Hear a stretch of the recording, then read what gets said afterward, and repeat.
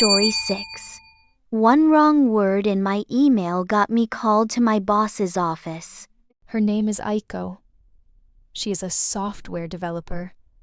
She has been working at a tech company in San Francisco for 8 months. Her English is strong. She writes clean code. She writes clear emails. She is professional and organized. On a Tuesday afternoon, she finished a technical task she had been working on for 2 days. The task involved testing a component that sat below the main system unit, positioned underneath, at the bottom of the rack. She was pleased. She wrote a short email to her team. She wanted everyone to know the work was complete. She typed quickly. She pressed send. She went back to her code. 4 minutes later, her inbox began to fill up. Replies. More replies. Then, silence.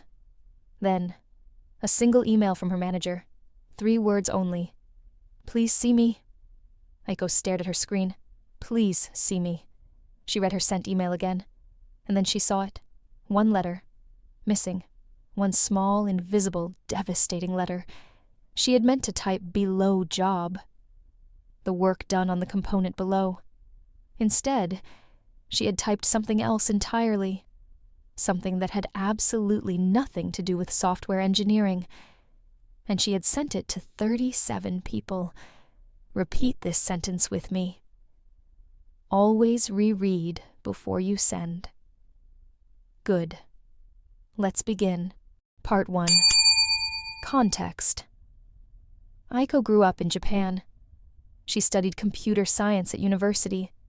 She learned English for years, reading textbooks, writing code documentation, watching technical tutorials. Her technical English was excellent. She knew how to explain code. She knew how to write a bug report. She knew how to run a meeting in English. But the dangerous part of professional English is not the big words. It is the small ones. Repeat. The dangerous part is the small words. Good. A long, technical word, if you spell it wrong, usually produces something obviously incorrect. Nobody reads the wrong word. They see a typo and understand what you meant. But small, short, common English words, when you mistype them, can produce another real word, a different word, a word that means something completely different. This is called a homophone trap or a typo trap. Repeat. A typo in a small word can produce a completely different word. Good. Aiko's word was not even a homophone. It was a single missing letter. The word below became something else because the E at the beginning was left out and the spacing was wrong. Below job, work done on the component positioned below. Blow job, a phrase with a very explicit meaning that has nothing to do with engineering.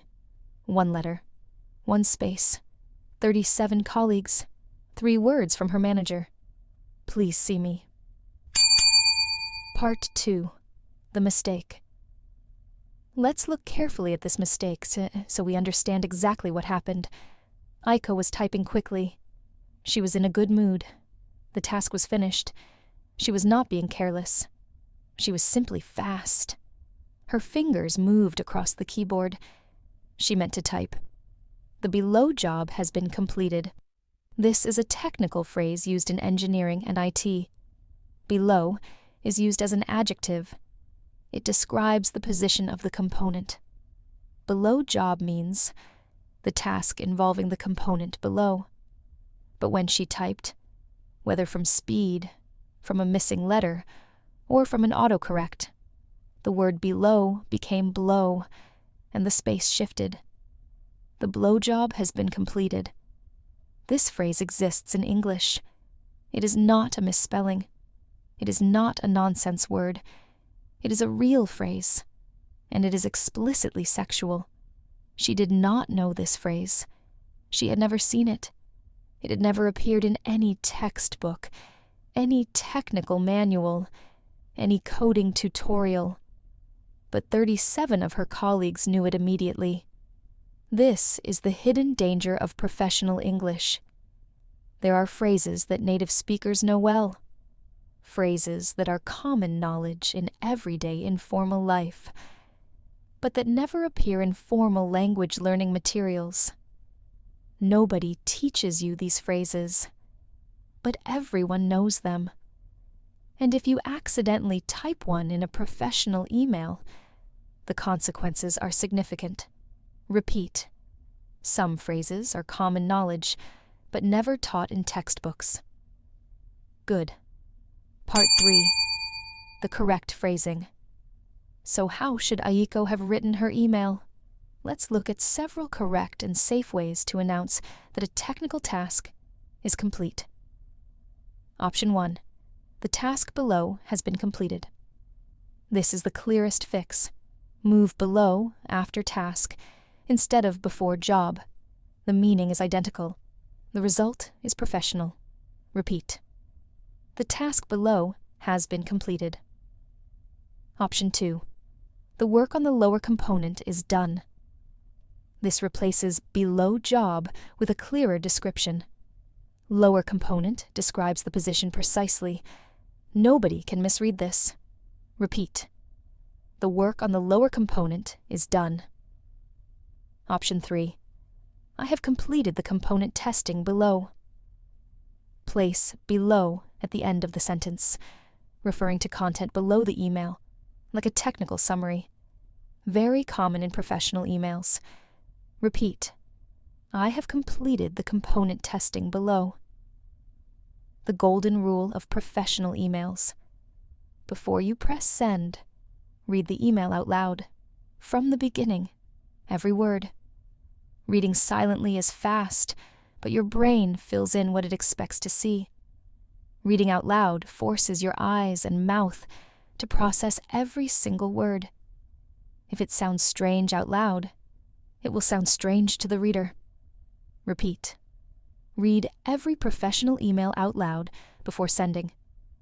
If this lesson is helping you, subscribe now, because next week we have another real story, another real mistake, and 10 new phrases you will remember for the rest of your life. Part 4. Why this happens. Professional email awareness. Today's mistake was not a grammar mistake. It was not a vocabulary mistake. It was an awareness mistake. Awareness in professional English means knowing which words and phrases carry hidden meanings, and checking your writing before it leaves your hands. Let's look at 3 categories of dangerous words in professional English emails. Category 1. Words that change completely with one letter. Public and pubic. One missing letter. Public means belonging to everyone. Pubic is a body-related word. In an email about public relations, check this word 3 times. Sheet. And another word beginning with sh. One letter different. Always check. Penal and a similar word. Penal code or penalty. Always check spelling. Repeat. Check short words 3 times. Category 2. Technical phrases that overlap with informal phrases. Below and blow, as we saw today. Clap and similar words. In some contexts, careful. Wang, a common Chinese and Welsh surname, but also informal English slang. If you have a colleague or a product with a name that overlaps with informal English, be careful how you use it in sentences. Repeat. Technical phrases can overlap with informal phrases. Category 3. Phrases that are normal in your language, but explicit in English. Every language has words that look or sound innocent in translation, but carry weight in English. If you are unsure, search the phrase before using it in a professional email. 5 seconds of checking can save your career. Repeat. Search a phrase before using it professionally. Part 5. Professional email. Vocabulary. Now let's learn the real English phrases every professional uses in emails. These are the expressions that make you sound clear, polite, and confident. Please find attached. When you are including a file or document in your email, repeat, please find the report attached. I wanted to let you know that. A polite way to share information, softer than just stating a fact directly. Repeat, I wanted to let you know that the task is complete.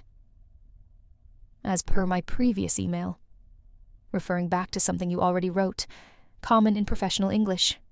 Repeat, as per my previous email, the deadline is Friday. Please don't hesitate to reach out. An offer to help, very common at the end of professional emails. Repeat, please don't hesitate to reach out if you have any questions. I apologize for any confusion. A professional phrase for when a mistake has caused misunderstanding. Repeat, I apologize for any confusion. Could you please clarify? Asking someone to explain something more clearly, polite and direct. Repeat, could you please clarify the deadline? I will follow up on this shortly. Telling someone you will come back to them soon with more information. Repeat, I will follow up on this shortly. Kind regards. Best regards. Professional email sign-offs. Kind regards is slightly warmer. Best regards is slightly more formal. Repeat, kind regards. Please see me. Could we have a quick chat? Please see me, from a manager, is serious. It usually means something went wrong. Could we have a quick chat? More casual and not necessarily serious. Repeat. Could we have a quick chat when you have a moment? Part 6. Story resolution. Aiko walked into her manager's office. He was not angry. He had a very specific expression. The expression of a person trying very hard not to laugh, while also needing to have a serious conversation. He turned his screen toward her. She saw her email. She saw the word. Her face went completely red. I know what you meant, he said. I know, but I need you to send a correction email. Right now, to the whole team. Aiko nodded. She went back to her desk. She typed a new email. I apologize for the error in my previous message. The correct sentence is, the work on the lower component has been completed. I apologize for any confusion. She read it out loud, 3 times, every word. Then she pressed send. She heard one small laugh from across the office. Then it went quiet. Her colleague James, who sat 2 desks away, leaned over and said quietly, the work on the lower component. Write that on a sticky note and put it on your monitor. She did. That sticky note stayed on her monitor for the rest of the year. Repeat. Reread. Out loud. Before you send. Vocabulary review. Always reread before you send. The most important rule for professional emails. Repeat. Always reread before you send. Typo. A mistake made while typing. Pressing the wrong key or missing a letter. Repeat. I made a typo in my email. I apologize for any confusion. A professional phrase for correcting a mistake. Repeat. I apologize for any confusion. Please find attached. Used when you include a file in your email. Repeat. Please find the report attached. Please don't hesitate to reach out. An offer to help. Very common at the end of emails. Repeat. Please don't hesitate to reach out. Could you please clarify? Asking someone to explain more clearly. Repeat. Could you please clarify the deadline? I will follow up shortly. You will return with more information soon. Repeat. I will follow up shortly. Please see me. A message from a manager, usually serious. Something needs to be discussed in person. Repeat. Please see me. Kind regards. A warm professional email sign-off. Repeat. Kind regards. Awareness. Knowing which words and phrases need extra checking. Being careful and alert. Repeat. Awareness is as important as grammar. Closing. Aiko never forgot that Tuesday afternoon. She told me the story herself 2 years later, laughing. The kind of laugh you can only have when something is far enough in the past. One letter, she said. One letter changed everything. And she is right. In English, one letter, one space, one missing word can completely change a message. This is why professional writing is a skill, not just grammar, not just vocabulary, but careful attention to every single word before it leaves your hands. Read out loud. Check short words. Search unfamiliar phrases before using them professionally.